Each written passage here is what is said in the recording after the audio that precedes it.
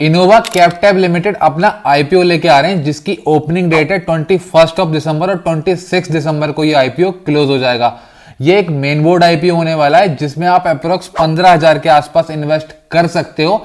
So in this video we will discuss कि यहाँ पर इसकी जीएमपी कितनी चल रही है, लिस्टिंग गेन कितना मिल सकता है, प्लस आपको यह भी पता चलेगा कि ओवरव्यू इस आईपीओ का कैसा होने वाला है कि मतलब आईपीओ में आपको अप्लाई करना चाहिए या नहीं करना चाहिए। तो अगर आप इस आईपीओ में अप्लाई करना चाहते हो तो आपको काफी ज्यादा हेल्प मिलेगी कि आपको इसमें अप्लाई करना चाहिए या नहीं करना चाहिए। अगर हम कंपनी की बात करें, कंपनी जो है 2005 में इनकॉर्पोरेट हुई थी।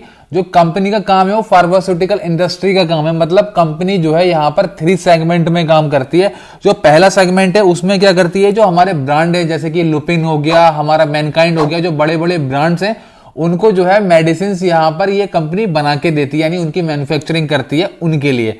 अगर मैं बात करूं सेकंड सेगमेंट, तो उसमें जो है ये जेनरिक मेडिसिन जो है उनको मैन्युफैक्चर करती है। अब आपने देखा होगा कि जेनरिक मेडिसिन जो है ना काफी सस्ती होती हैं। वो क्यों होती हैं? क्योंकि उसमें जो है ना डॉक्टर सिर्फ सॉल्ट का नाम देता है और उस सॉल्ट के नाम के लिए आपको किसी एक पर्टिकुलर ब्रांड की आपको दवाई नहीं लेनी, आपको उस सॉल्ट की दवाई लेनी है। अब वो उस सॉल्ट की दवाई आपको जेनरिक मेडिसिन काफी सस्ती पड़ जाती हैं। अब जो इसका थर्ड सेगमेंट है वो भी आपका जेनरिक मेडिसिन का ही सेगमेंट है। यहां पर क्या करती है कंपनी, यहां पर जो इंटरनेशनल बिजनेस है उनके साथ यहां पर डील करती है जेनरिक मेडिसिन के लिए। तो कंपनी यहां पर 3 सेगमेंट में काम कर रही है। नंबर 1, जहां पर कंपनी क्या कर रही है, जो बहुत फेमस ब्रांड है उनके लिए मेडिसिन बना रही है। नंबर 2, कुछ जेनरिक मेडिसिन है वो कंपनी अपने लिए बना रही है और उसको मार्केट में सप्लाई कर रही है। नंबर 3, जो जेनरिक मेडिसिन है उसको इंटरनेशनली भी सप्लाई कर रही है, मतलब जेनरिक मेडिसिन का काम इंटरनेशनली वो कर रही है। अगर कंपनी के कस्टमर की बात करूं जो आज की डेट में कंपनी के पास हैं, उसमें कुछ बड़े नाम भी हैं जैसे कि सिप्ला हो गया, ग्लेनमार्क हो गया, उसके अलावा लुपिन हो गया एंड उसके अलावा हमारा अजंता फार्मा हो गया।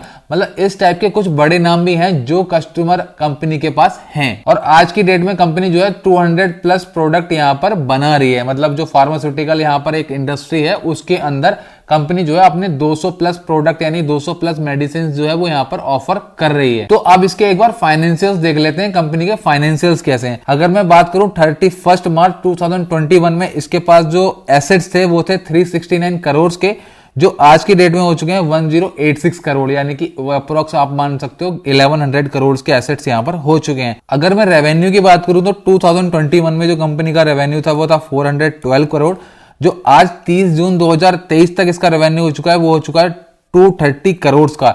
यानी कि आप मान सकते हो इसके रेवेन्यू में थोड़ी सी गिरावट आई है as compare to previous year 2023 में, क्योंकि यहां पर 935 करोड़ का इसका रेवेन्यू था। अगर आप आज की डेट में देखोगे तो 235 करोड़ ही है विद इन 3 मंथ, और यहां पर आप देखो थोड़ी सी गिरावट यहां पर मिली है। अगर हम प्रॉफिट आफ्टर टैक्स की बात करें तो यहां पर 2021 में 34 करोड़ का यहां पर प्रॉफिट था, जो आज की डेट में अप्रोक्स 17 करोड़ का है विद इन 3 मंथ्स। अब यहां पर 31 मार्च 2023 में ऑलरेडी ये 67 करोड़ का प्रॉफिट कर चुकी है। दैट मींस इसके प्रॉफिट में भी आप देख सकते हो अभी गिरावट चल रही है, ये एक इसका माइनस पॉइंट कह सकते हो। अगर हम नेटवर्थ की बात करें तो वो लगातार बढ़ती जा रही है एंड रिजर्व एंड सरप्लस की बात करें तो वो भी बढ़ रहे हैं। अब आ जाता है मेन बोरोइंग। कंपनी के पास जो बोरोइंग है ना वो 2021 में 45 करोड़ की थी, जो उसके बाद 22 में यहां पर 198 करोड़ की हो गई और जो आज के डेट में 441 करोड़ की हो गई। कंपनी के पास कस्टमर बेस भले ही अच्छा हो बट कंपनी यहां पर अपनी बोरोइंग्स पे कंट्रोल नहीं कर पा रही है, वो ईयर बाय ईयर बढ़ता ही जा रहा है। अगर हम बात करें की परफॉर्मेंस इंडिकेटर की तो 31.64 यहां पर प्राइस टू अर्निंग रेशियो आपको मिल जाएगा, जो कि मैंने इसके सेगमेंट की सेम कंपनी से कंपैरिजन किया था तो यहां पर इसकी वैल्यूएशन मुझे थोड़ी सी ज्यादा भी लगी है। अगर पोस्ट पी की बात करें 36 हो जाएगा। मार्केट कैप जो होने वाला है कंपनी का 25 करोड़ का होने वाला है और रिटर्न ऑन इक्विटी 24.58 है, ये यहां पर ठीक कह सकते हो। और आरओसी यहां पर हो जाएगा 22.61, ये आप ठीक कह सकते हो। डेट टू इक्विटी 0.85 है और अर्निंग पर शेयर यहां पर 14.16 है और रिटर्न ऑन नेटवर्थ यहां पर 24.58 है। अब बात कर लेते हैं ऑब्जेक्टिव ऑफ द इशू। अब यहां पर क्या है, ये सारा का सारा फ्रेश इशू नहीं है, कुछ इसमें ऑफर फॉर सेल भी है, लेकिन जो फ्रेश इशू है उस पैसे का कंपनी क्या करने वाली है। तो बेसिकली कंपनी का जो फोकस है वो उसके डेट की तरफ ही है कि जो उसका डेट है उसकी रीपेमेंट करी जाए। ये काफी अच्छा स्टेप मैं कहूंगा। जब तक आप अपनी बोरोइंग कंपनी करोगे तब तक आपकी कंपनी जो है उतना प्रॉफिट में नहीं आएगी, आपके ऊपर प्रेशर रहेगा ही रहेगा। सो कंपनी जो है इस पैसे का यूज अपने डेट को चुकाने में करने वाली है। तो फटाफट से एक बार आईपीओ की पूरी डिटेल देख लेते हैं। 21 दिसंबर को आईपीओ ओपन हो चुका है, 26 को क्लोज हो जाएगा और यहाँ पर प्राइस बैंड की बात करें तो 426 से 448 का यहाँ पर प्राइस बैंड रखा गया, यानी कि 448 पे आपको यहाँ पर कट ऑफ मिल जाएगा। और जो एक लॉट का साइज है वो 33 शेयर्स का होने वाला है और इसकी जो लिस्टिंग होगी वो बीएसई और एनएसई दोनों जगह पे होगी। और यहाँ पे अलॉटमेंट जो है वो आपको 27 दिसंबर को देखने के लिए मिल जाएगा। अगर आपको अलॉट नहीं होते हैं शेयर्स तो आपका जो इनिशिएशन होगा रिफंड का वो यहाँ पर 28 को स्टार्ट हो जाएगा और आपके अकाउंट में 28 को ही शेयर भी आ जाएंगे अगर आपको अलॉटमेंट मिल जाता है तो। और जो लिस्टिंग हो जाएगी वो इसकी 29 को हो जाएगी। 1 दिसंबर से आपको पता है कि T+3 का रूल एक्चुअल में फॉलो किया जा रहा है, तो T+3 के अकॉर्डिंग यहाँ पर 29 में लिस्टिंग देखने के लिए मिल जाएगी। अगर आप रिटेल में अप्लाई करना चाहते हो तो मिनिमम आप एक लॉट अप्लाई कर सकते हो जिसमें आपको 33 शेयर मिलेंगे और अमाउंट हो जाएगा 14,784।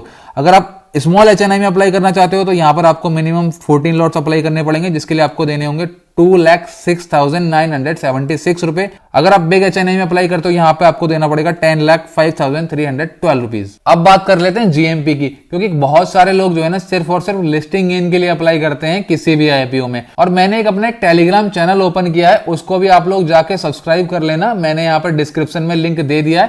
क्योंकि हर छोटी मोटी अपडेट के लिए वीडियो नहीं बनाई जा सकती, जैसे जीएमपी में कुछ ऊपर नीचे चेंजेस होते हैं तो मैं वहां पे आपको अपडेट दे दूंगा। प्लस यहाँ पर कोई अलॉटमेंट आ जाता है किसी भी आईपीओ का तो वहां पर मैं आपको बता दूंगा, लिंक्स वगैरह दे दूंगा कि कहां पर जाके आपको डायरेक्ट अलॉटमेंट चेक करना है। मतलब ऐसी छोटी मोटी अपडेट जिसके लिए वीडियो नहीं बनाई जा सकती वो यहां पर मैं आपको प्रोवाइड कर दिया करूंगा। अगर आप चाहो तो उसको डिस्क्रिप्शन में लिंक है टेलीग्राम का, आप ज्वाइन कर सकते हो।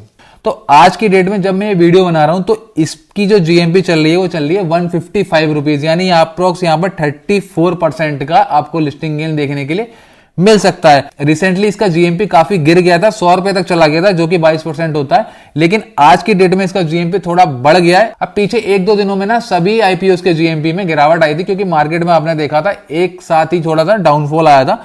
अब यहां पर मार्केट थोड़ा थोड़ा उठ रहा है और यहां पर जीएमपी भी आप देखोगे तो इसकी थोड़ी बढ़ चुकी है। अभी की डेट में 34% की यहां पर जीएमपी देखने के लिए मिल सकती है। तो जीएमपी के अकॉर्डिंग लोग एक्सपेक्ट करते हैं कि इतना यहां पर लिस्टिंग गेन मिल सकता है। ये कोई फिक्स नहीं होता कि इतना जीएमपी चल रहा है तो उतना यहां पर आपको मिल जाएगा, but you can expect according to GMP. So मैं अगर अपना पर्सनल ओपिनियन दूं तो मैं इस आईपीओ में अप्लाई करूंगा और मैं इस आईपीओ में सिर्फ और सिर्फ लिस्टिंग गेन के लिए ही अप्लाई करूंगा। तो आप मुझे अपना जरूर बताइएगा कि आप इस आईपीओ में लॉन्ग टर्म के लिए इन्वेस्ट करने वाले हो या फिर सिर्फ लिस्टिंग गेन के लिए या फिर नहीं करने वाले हो, वो भी मेरे को जरूर बता देना।